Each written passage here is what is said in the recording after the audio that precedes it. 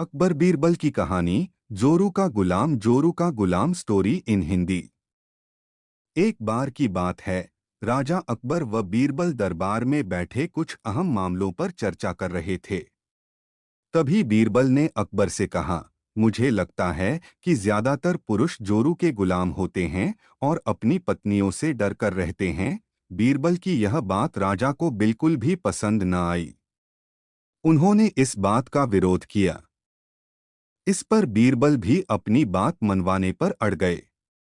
उन्होंने राजा से कहा कि वे अपनी बात को सिद्ध कर सकते हैं, मगर इसके लिए राजा को प्रजा के बीच एक आदेश जारी करवाना होगा। वह आदेश यह था कि जिस पुरुष के अपनी पत्नी से डरने की बात सामने आएगी, उसे दरबार में एक मुर्गी जमा करानी होगी। राजा बीरबल की इस बात पर तैयार हो गए। अगले ही दिन प्रजा के बीच आदेश कराया गया कि अगर यह बात सिद्ध हो जाती है कि कोई पुरुष अपनी पत्नी से डरता है, तो उसे दरबार में आकर बीरबल के पास एक मुर्गी जमा करवानी होगी। फिर क्या था, देखते ही देखते बीरबल के पास ढेरों मुर्गियां इकट्ठा हो गईं और सैकड़ों मुर्गियां महल के बगीचे में घूमने लगीं। अब बीरबल राजा के पास पहुंचे और बोले, महाराज, महल में इतनी मुर्गियां इकट्ठा हो गई हैं कि आप एक मुर्गी खाना खोल सकते हैं, इसलिए अब आप इस आदेश को वापस ले सकते हैं।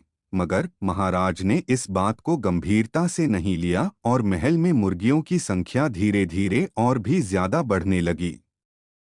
इतनी अधिक मुर्गियां महल में जमा हो जाने के बाद भी जब राजा अकबर बीरबल की बात से सहमत नहीं हुए, तो बीरबल ने अपनी बात सिद्ध करने के लिए एक नया उपाय निकाला।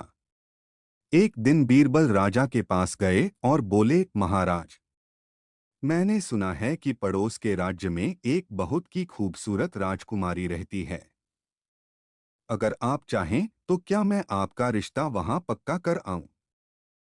यह सुनते ही राजा चौंक उठे और बोले, बीरबल, तुम ये कैसी बातें कर रहे हो?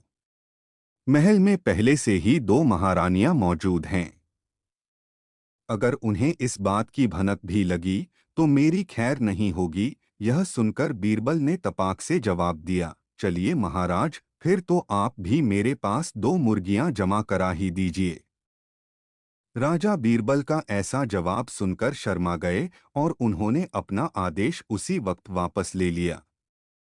अकबर बीरबल की इस कहानी से हमें यह शिक्षा मिलती है कि बातों की चतुराई से हम किसी भी बात को मनवा सकते हैं। जरूरत है तो बस बीरबल की तरह